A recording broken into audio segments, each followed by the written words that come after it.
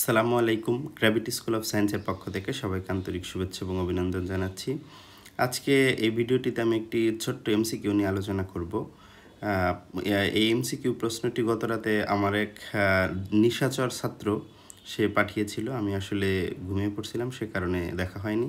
তো সকালে ঘুম থেকে উঠে আর কি দেখলাম এমসিকিউটা, তো অ্যান্সার করে দিব। তখন ভাবলাম যে না, কোশ্চেনটা বেশ ইন্টারেস্টিং আছে, অন্যান্যদের সাথেও শেয়ার করা যায়, সে কারণে আর কি ভিডিওটা বানাচ্ছি। প্রশ্নটা পদার্থবিজ্ঞান প্রথম পত্রের নিউটনিয়ান বলবিদ্যার মেবি। প্রশ্নটি হচ্ছে, পৃথিবীর নিজ অক্ষের ঘূর্ণনের জন্য স্মৃতিশোধের কৈনিক বেগ কত?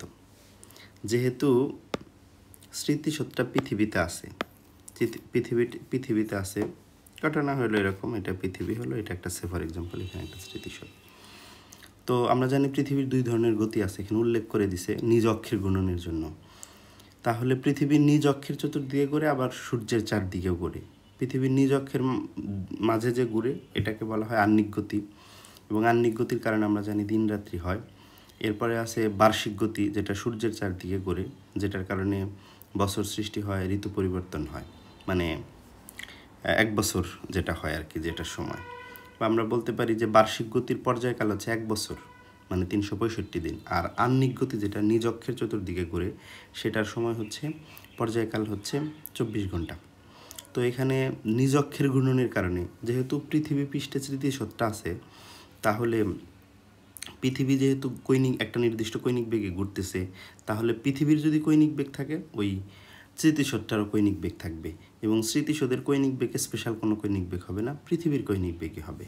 তাহলে পৃথিবীর আহ্নিক গতির জন্য পৃথিবীর পর্যায়কাল হচ্ছে 24 ঘন্টা। দ্যাট মিনস 24 গুণন 3600, বা আমরা বলতে পারি একেবারে 86,400 সেকেন্ড। তো এরপরে হচ্ছে কি, কৈনিক বেগের আমরা একটা ফর্মুলা জানি, সেটা হচ্ছে ওমেগা সমান সমান 2π/t, যেখানে টিটা হচ্ছে পর্যায়কাল। তাহলে 2π/t পর্যায়কাল, 86,400 যদি আমরা এখানে বসাই, তাহলে এটার আনসার আসবে 7.27 × 10⁻⁻5। কৈনিক বেগের একক আমরা জানি রেডিয়ান পার সেকেন্ড, অতএব এটার একক হবে রেডিয়ান পার সেকেন্ড। অর্থাৎ এই এমসিকিউটার আনসার হবে গোরা 7.27 × 10⁻⁻5 রেডিয়ান পার সেকেন্ড। এবং এটা মনে রাখতে হবে, পৃথিবীর কোনো একটা জিনিসের কৈনিক বেগ আলটিমেটলি এটা পৃথিবীর কৈনিক বেগই। পৃথিবীতে থাকা কোনো বস্তু তো পৃথিবীর চেয়ে বেশি বা কমে ঘুরবে না, অবশ্যই পৃথিবীর কৈনিক বেগ নিয়েই ঘুরবে।